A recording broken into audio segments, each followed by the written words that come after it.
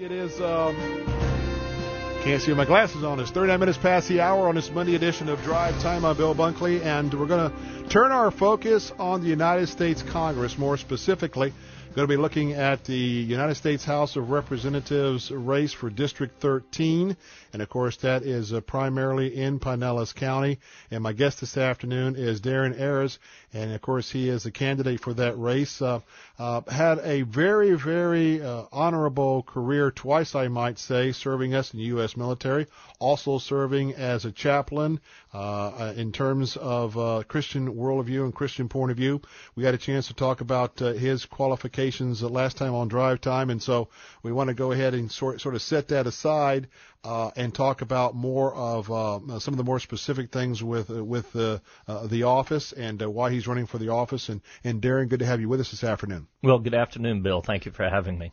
Darren Ayres, you know, one of the most important things that I think the most important thing that we have facing us on the national level, of course, we have terrorism. We've got domestic terrorism, and that's what I would call what's happening, even though we have no particular group behind the depraved individual there in Aurora, Colorado. But getting this budget under control, getting this deficit, this running clock, this website that's just embarrassing that what we see when the amount of money that's running up each and every day. How important is it to you to not only focus on the budget as a candidate for District 13, but to do the tough things to try and rein it in and get it balanced?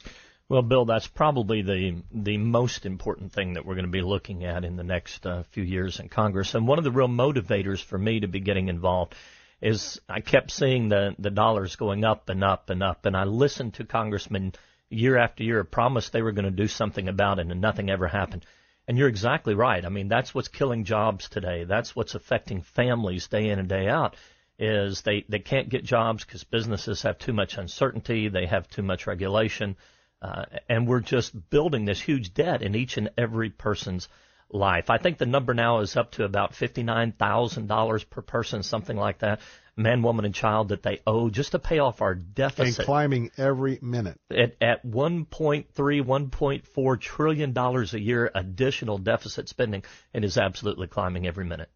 Now, of course, you're talking about something that is the mother's milk of not only Congress, but, of course, the presidency, and that is all the different interest groups that are really in this fight trying to balance some of this stuff is very challenging. Now, you're going against a veteran, well-respected congressperson, but yet what you're bringing to the table is very, very important, because this is the type of things that Washington at some point in time has to be broken of. Let's talk a little bit about this whole idea about the budget. Now, sometimes, Darren Ayres, we'll hear about Congress is going to cut this program or cut that program. Tell us, is that actually cutting money back, or when we hear a cut, what should our ears be telling us? That's an excellent question, Bill, because normally when they talk about cutting, they're not talking about fewer dollars than they spent last year. They're actually talking about just a reduction in the amount of increase that was already planned in for this coming year. Now, as an example, when I was in the budget office in the Air Force several years ago, back in the mid to late 80s, we controlled the budget for Moody Air Force Base, an entire Air Force wing that was there. Which is like a small city. It is. You know, we had millions and millions of dollars worth of input into the economy for that area that was there. We had 3,000 people that were on board, so it was. Plus all the infrastructure, all that goes into a city like MacDo Air Force Base, when you run that as a base commander or that support staff, that is just like running a small city. It is. And what we actually had to do one year was we had to get by on fewer dollars than the year before. Now, I can tell you, coming into it with the expectation, there was a lot of weeping and gnashing of teeth. You know, how are we going to get by with actually less dollars? But they did. We ended up with like 3% fewer dollars than we actually received the year before. Not a cut in the planned raise, but actually 3% less dollars. And you'd be amazed to know that on September 30th, at the end of the fiscal year, you know what we were doing? We were still rushing to spend all of that money.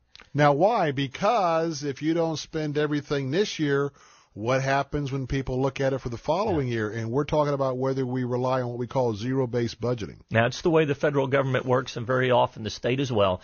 If you don't spend it all this year, then obviously you didn't need that much money, so they'll give you less next year. So they hurry to spend it all, and it comes in from all over. But what was interesting was to see that when you give good managers a budget to work with, whether it's an increase in dollars or a decrease in dollars, they can still get the job done. And so that's what we need to be focusing on here. We need to look at departments that have been increasing their spending over the last 5-6 years. Overall, there's been a 37% increase in 5 years over the entire budget. Some people estimate it's even higher than that. But we've got to come back into these areas, and we have to look at some of those. Some of those that we talked about, for instance, is like the State Department and the billions and billions of dollars they're giving out in foreign aid. Well, a lot of that money just needs to stop. We've got problems here at home. We're out there trying to buy safety, I guess, or buy friends for people who still don't vote with us at the UN. And I think it's important that your listeners understand how that happens. These foreign countries are hiring former congressmen. They're hiring other lobbyists throughout the nation. And those people are going to congressmen who are well ingrained, who've been there a long time, who understand how to play the system, and they're convincing them to keep giving these dollars to these foreign countries. So we're sitting here just buried in debt, but we're still turning around trying to buy friends all across the world, and it just doesn't seem to be working to me, so I think we need to keep those dollars at home. You're listening to Darren Ayres, and he is a candidate for the United States House of Representatives in District 13, and he's seeking your vote today here on Drive Time. And I want to go back to something that you said, but first, give us your website real quick in case someone wants to check it out while we're chatting. Sure. The website is restoringtrust.org, restoringtrust.org. That was really what motivated me in getting involved, was that we just don't trust the people we have in Congress, which is why they rarely get out of single digits for the approval ratings. And we really need to step that up and be able to believe our congressmen are going to represent us. So Restoring Trust is our mission, and that's our website, restoringtrust.org. Now, Darren Ayres, you gave me an example where, and of course we've been having our real difficulties with Pakistan, and especially, Osama bin Laden was caught in Pakistan. Did they know? Didn't they know? Well, I think they knew. And why was he within walking distance to one of their biggest military installations? Did they know or didn't they know? But nonetheless, this whole situation, I know we're walking with tenderness with them because they have nuclear weapons and we're worried about those getting in the hands of people. But you were telling me when we were off air that one example that there was going to be a cut in the Pakistani budget. It was going to be a big cut of what we're going to give them, and it ended up being restored. And the whole point is the Congress talked about doing that, but yet once the lobbyists get involved, it was pretty poor what happened, right? Well, that's right. It originally started off by some of the conservatives in Congress of being a $1.3 billion cut in the foreign aid that we give. I think they ended up settling for half that, $650 million. Sometimes it's hard for us to wrap our heads around that much money. But $650 million is a lot of money that we're sending across to Pakistan that could have been completely cut out if they had just held to their guns and stuck on the $1.3 billion cut. Now, I'm sure that's not all of the money that's going to Afghanistan. To Pakistan. That's just how much they were talking about cutting out of this particular year. There's a lot of things that need to be done with our federal budget. I was talking with a wonderful Christian author just the other day. His name's Gary Moore.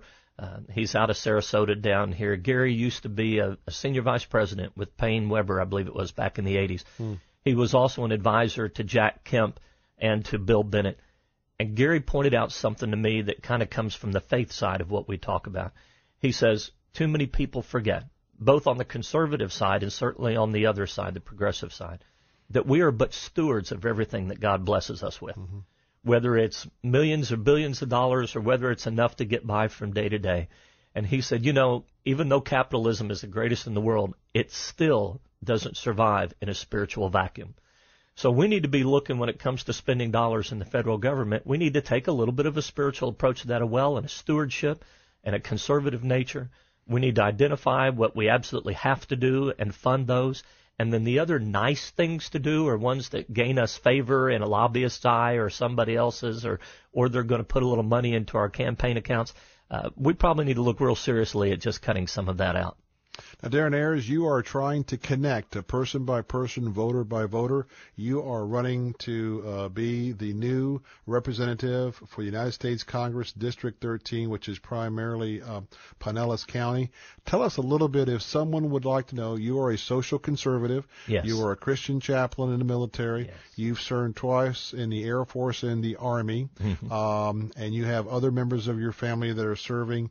You have a real solid foundation in your theology. If folks wanted to connect with you, learn more, possibly contribute to your campaign, or come out and walk with you, tell us a little bit about how you're trying to connect to those folks and how they can help.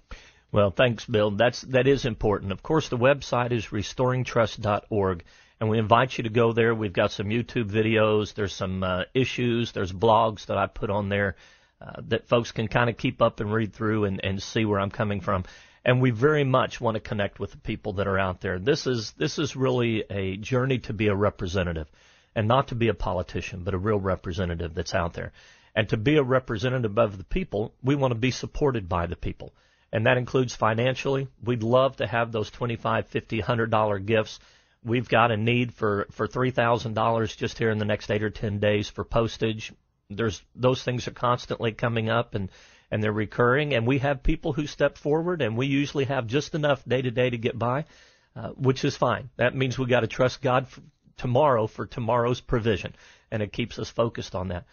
But also, we're recruiting volunteers to be at the polls on voting day. To be there, to place some signs out early in the morning, and then to hand a card out to the Republican primary voters when they come through, so they'll understand the two choices that they're really going to have out there and the differences between the two. So we'd love their volunteer time. They can make phone calls. They can knock on doors in the neighborhoods. They can come by and put address labels on a postcard. You know, someone asked me the other day, I had 30,000 postcards printed, and they said, well, why didn't you have the addresses printed right on there at the same time? Why are you doing address labels? Well, it was something I learned when I worked for the Billy Graham Crusade back in 1998. And I worked with them, and what I discovered was when you get volunteers to come in and put address labels on, for every volunteer you have come in and sit at that table, they buy into the campaign, they get to know the candidate, and they're going to go out and tell 20 or 25 or 30 people. So we are running a strong grassroots campaign. We don't have the $1 million that some people will spend on a U.S. House race, but we have got hundreds and thousands of people who are out there talking about this campaign and about the future and the changes that we can really make in Washington, D.C. So I'm asking your listeners to get involved with that as well. And again, we're talking about getting involved with the United States House of Representatives, District number 13. Of course, Darren Ayres is with me this afternoon, and he is a candidate for that race. And by the way, I don't know if you caught his appeal.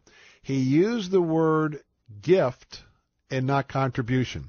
And see, that's kind of a code word. When you know somebody who's involved with ministry, you don't find many folks that are out there going for public office that don't refer to a contribution as a gift. Well, that gives you a little idea of where Darren's coming from with his background, of course, being the chaplain.